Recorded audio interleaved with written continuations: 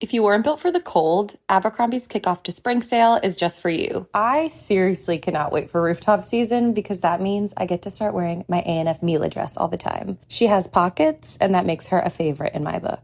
And speaking of favorites, Abercrombie's best-selling Scarlet Skirt is part of the sale too. Stack an extra 15% off with code SPRINGAF now through March 3rd. Offers valid in the US and Canada. Exclusions apply. See details online.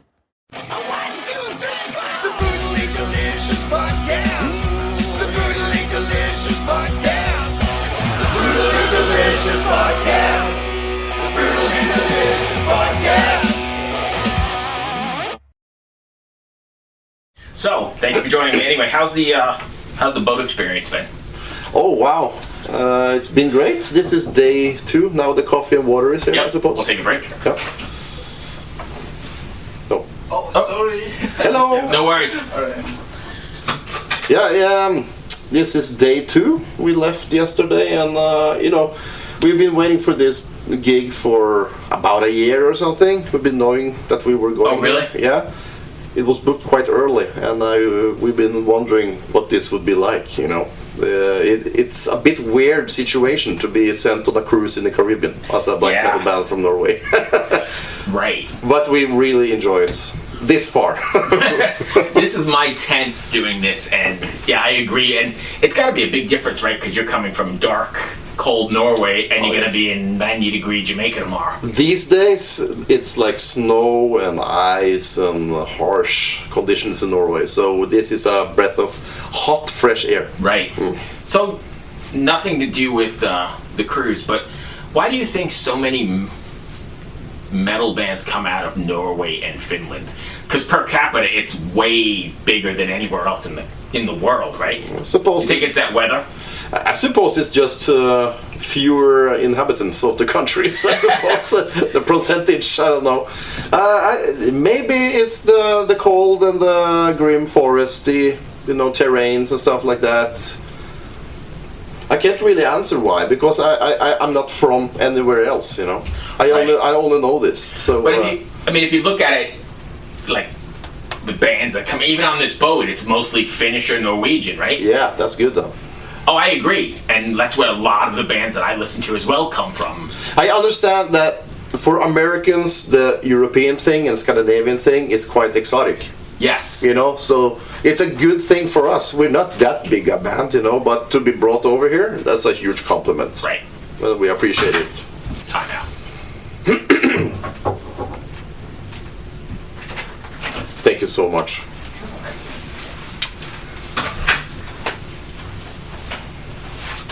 Double-fisted? Double-fisted. Thank you, man. Yeah, absolutely. Don't mind me drinking while we're talking, right? I don't care at all. What were we saying? Oh yeah, so it's very different. You're right. We think it's exotic for sure. It is. It's basically the same way for us when an American band comes over. It's the same thing. I guess I don't think about it that way, though. I mean. No, because this is your home, and right. that is my home, and we don't have American bands in Norway. Right. Other than they're touring, obviously. Right. No, that makes sense. You get a lot of American bands touring in Norway? Yeah, quite a lot actually. Yeah. Norway is it's flushed with metal concerts and rock concerts and stuff. And it's flushed with, that's pretty much the birthplace of black metal, right? Yeah. Like that whole Bergen or whatever. Yeah, it's spread across the country and actually outside the bigger cities too. But if you ask the right or wrong people, where did black metal come from? Many people say Venom. Right. But I don't. And they bled over to Bathory in Sweden. Right. Who nailed, the first sound in a way. To me, I suppose Bathory is the beginning. Though I hear a lot of Venom in Bathory. He has been inspired by Venom. Yeah. That's no guessing. You can hear it. Are you okay with this? We're just kind of talking, right? It's fantastic. Okay, great. But what about the claims to that record store, that whole scene, like Mayhem and all that stuff? You wouldn't consider that to be the... Yeah, that's because you have pre-black metal or post-black metal or Right. whatever you call it. And the Norwegian thing is obviously born with mayhem, Right. you know. But to me, I suppose Dark Throne and Burzum are more heavily influences for me. It's quite cool that, you know, Dark Throne is well known for the necro sound and stuff. Right. And that is actually inspired by Fenris receiving a generation copied Vader demo. Oh, really? Yeah, because of the generation copy, the sound has become necro. Right. You know what I mean? And So that, like lo-fi. yeah, because Yeah. of all the copies, you know, the copying of the tape, and that kind of inspired Fenris to do the necro sound that we can hear on "A Blaze in the Northern Sky." Yeah. You know, and that's magic. Right. No, I was talking to the guys from I Am the Night. I guess it's I Am the Night Horde or whatever, a black metal band from over there, Norway, I believe. Maybe Finland. But they were pretty much into that sound too, and they said the same thing. It's like that whole tape passed down sort of thing. Yeah, and you know, the necro soundscape is what captured me, you know. When I heard the early Burzum stuff, and I heard Transylvanian Hunger, it hit home, you know. It just hit beyond everything and within me, a deep place, you know, and that is what kind of gave me the urge to do this. Was it if you don't mind me asking, was it like the lo-fi stuff of it, the simplicity, or I guess it's not even simplicity, it's the... Actually, it is simplicity. Okay. Yeah, it is.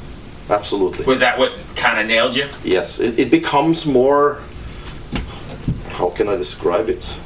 It becomes more earthy and, you know, basic and primal and more real, I suppose. I suppose real is Organic is a is the word that idiotic comes to word, mind. but organic, that's the way it is, you know. And primitive black metal is fantastic, and that is why I did the first couple of Mork albums that way too, Right.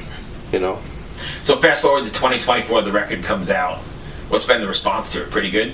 Yeah, from what I have seen and heard, people enjoy it, and you know, the critics have been good. So How much thought or time or headspace do you give to the critics? not much, but you know, if I see anything Right. come by my desk or whatever, Right, how right. you say it, then I glance at it. You know, if it's a 9 out of 10 or whatever, Right. yeah, that's great. You know, that's cool. But the keyboard warrior that says, hey, it's a 1 out of 10, you know, Yeah. if you can't give your headspace to it. You know what? The last few years, I have noticed, you know, like YouTube comment sections and Right. stuff. It doesn't even have to be about music. It can be about a car, and people are, you know, they're at war in the fucking comments. They do it on my podcast. It doesn't too, even like, matter what you're talking shittiest about. interview ever. Yeah. Probably didn't even listen to it. It was at 30 seconds. You Yeah, listened and then to they're it. jabbing at each other. Right. It's so ridiculous. So I just stay away from that. You know, primarily I make the records for myself. That is my therapy, to make my records. And you talked about the latest album, which is a big step away from the first album. You know, there's been an evolution here, and that's because I don't want to just repeat what is considered true black metal. You know, I want to produce what is true for myself. Right. So is it super cathartic? In what way? Do you feel like you're able to get all of work out your angst or your troubles through this kind of aggressive... Absolutely. You know, I suppose I'm a troubled guy. You know, I suppose most people are. Right. You know, but creating this way for me is like poking in the wound. Right. It's a bit a fascination for the darker sides of your feelings and emotions and stuff. You know, and later years, Mork has been more about existential questions than anti-religion. You know, Right. it's a bit more about the human kind, I suppose, and the meaningless of it. Yes. You know?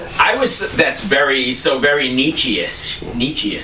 I was, is that even a word, Nietzsche-ish? I don't Yeah, know. sure. Whatever, I just made it up. I'm Norwegian. I was talking to the guys from Die Antichrist earlier, and they kind of said the same thing. Hey, it's beyond like the 80s, 90s, where it was anti-religion bullshit. Now it's more... Satanic Panic. Yeah, I lived through that. Yeah, sure.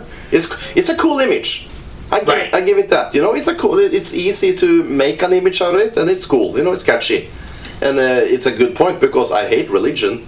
Right. I wish nothing but to remove that religion from the earth. I am probably the exact opposite of you. I am fascinated by religion, but as I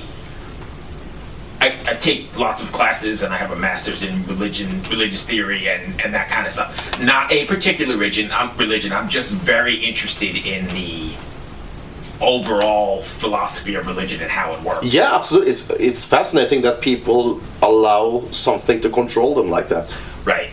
You know? So when I get into something like this, I think it's really interesting. And those guys from Die Antichrist said the same thing. Like, hey, we're really not.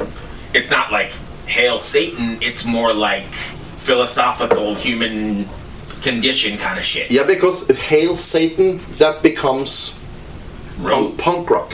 Yes. It's rebellious. It's just like a fist in the face or a middle finger to something. It's a rebellion. Right. You know what I mean? Yeah. And to me, I have nothing against it, but it's a bit too easy for me and my music because I want to delve into myself, and that is what black metal is to me, is that emotion. It's not about holding a placard or something. Right. Do you ever feel like you've put too much of yourself into your music? Yeah. Too vulnerable? Yep. So how do you reconcile that then? Do you just say, fuck it, I'm going with it? Or do you pull back and censor it? No, luckily I have been pretty open and flowing when I'm recording and creating, that I don't hold back. And more so over the span of the albums. Because if you listen to the first albums in the chronological order, you can hear it started as a basic primitive black metal thing, and then I've been opening up more and more, And if you listen to the latest album, if you listen to the final track there, that's acoustic guitar piece with a suicide letter sung over it in clean vocals, and you don't get more vulnerable than that. Right. And I think, I'm not a musician, so I don't know for sure, but I think it connects more with people, right? We go back to the organic sort of thing. I think people feel that and catch your vulnerability and respect it, but also maybe connect with it. Yeah, because my train of thought is that this kind of brutality and harshness doesn't have to be brutal sound-wise. You know what I mean? It doesn't have to be blast beats and tremolo picking. It can be, kind of extracted in other ways. And one of my favorite artists from Norway, Sylvain. Are you hip to her? No, not too much. Very ethereal kind of stuff, but black metal roots with the screaming and the whole thing, and it's powerful as shit. Yeah. And my background isn't black metal purely. It's I come from classic rock, 70s, 60s stuff. More than black metal. So obviously, I enjoy a groove more than a blast beat, I suppose. But I have a lot of blast beats, I do. But they're not like technical death metal blast beats. You know what I mean? Yeah. I get the slow-paced ones. That grooves more, and that's important to me because at the end of the day, it's music. Right. And I think music should make you feel something and groove a little bit and whatever that is. And it's okay to be brutal. Absolutely. Many bands are excellent brutal bands. But it's not for me to just be that. I have a hard time. If my mind is like, okay, I'm going to write a brutal song now, always it takes a sidestep somewhere and becomes a groove part or something. I just can't let it go. So, you have bands like 3049, which are good friends of ours, and perfect brutal music. Yes. They are geniuses. And their record this year was really good. Yeah, absolutely. We played with them recently, just before Christmas. Fantastic band. That's my example of a brutal band, though. Right. Yeah. So what's next for Mork then? What do you have on the agenda? We're going to play a show tonight and a show on Sunday on the boat. And then we are playing in some festivals here and there, playing some shows back in Norway, because it's been a little while since we played properly in Norway. So I suppose there's a couple of gigs coming up there this year, and I'm working on new music. So I don't know if this applies to you at all, if this even makes sense, but do you ever feel intimidated playing, I'll get it at some point, playing black metal in like the capital of black metal, so you could have Burzum there, or you could have, do you ever think about that, or is that not a thing? I didn't quite catch your question. Do you ever feel... This episode is brought to you by Indeed. When your computer breaks, you don't wait for it to magically start working again. You fix the problem. So why wait to hire the people your company desperately needs? Use Indeed's sponsored jobs to hire top talent fast. And even better, you only pay for results. There's no need to wait. Speed up your hiring with a $75 sponsored job credit at Indeed.com/podcast. Terms and conditions apply. I don't know, maybe, I don't know what the word is, but maybe like, hey, I'm playing black metal in front of the kings of black metal. You ever feel nervous or intimidated? Like, maybe in the beginning, I suppose. But then I got like pats on the back from Fenris and from the men of the guys. And you know, Nocturnal Culto has become a close friend of mine. And then it's okay, you know. At the end of the day, as they also have told me way back, is that just be yourself. If you're trying too hard to be something, then it's not real, you know. Right. The copycat or, you know, whatever, cater to, you know, gatekeeping, elitist or whatever. Just do what you do and be real with it. And I think that was kind of the rule back in the early 90s too, that each band or artist that came around had to have something special to it. Right. You know, if you just copied the other guy, it wouldn't work. Right. That makes sense. So you got festivals coming up, working on new music again, or yeah, is that something that's an ongoing? Always, you know, as I told you, it's therapy for me, and it's a one-man band, so I'm always, you know, dabbling in the studio or in my dungeon or whatever. Right. And the next album is shaping up quite nicely. So two more then. Do you approach songwriting like with a theme in mind, or does it kind of just work its way out as you write the songs? It differs. Lyrical wise, I suppose it's just poems, you know. I write down lyrics separate from music. But that can be a word, oh, that's a cool word. I can angle that in many ways, or maybe a phrase can turn me on. Right. But when it comes to music, I basically sit down with the guitar and maybe think about a kind of drum beat or whatever, and then I just start riffing, and then things fall into place naturally, you know. Usually, and if I have a bad period with like writer's block, then I just let it rest for a while. You know? Right. And then lastly, who are you looking forward to seeing on the boat? You have a... Oh yeah, you know what? We are traveling here. You should have seen the plane we flew in on from Scandinavia. It was Emperor, Covenant, Arcturus. It was who am I forgetting now? Mork and Ishan. You know, it was a quite heavy plane. Right, literally, right. And, you know, Covenant has just gotten back together after many years. And this, today, right now, actually, they're playing their second show, I think. Oh, wow. Since getting back together. So I will catch them on Saturday, I believe, tomorrow. Nice. Yeah. So looking forward to that. That's all I had. Hope that wasn't too bad. Fantastic. Have a good time. I like to just talk, so you got me talking, and yeah, you don't seem to mind talking, so. No, I hope you're happy with the answers. Oh, yeah. And I'm fascinated by religion and by black metal and by all of that, so I hope I didn't put you on the spot. No, not at all, because religion is fascinating. Yeah. It is, but I don't believe in it. Hey, this is Dewey Halpus, host of Peer Pleasure on the Sound Talent Media Podcast Network. Join me each week as I explore another long-form conversation with one of your favorite musicians, actors, comedians, or creatives. From Chino Moreno of the Deftones, John Gorley of Portugal the Man, to Fat Mike from NoFX and Ian Mackay from Fugazi and Minor Threat, we go all over the map. From Fall Out Boy to Slayer, Peer Pleasure has it all. Check us out now on Sound Talent Media.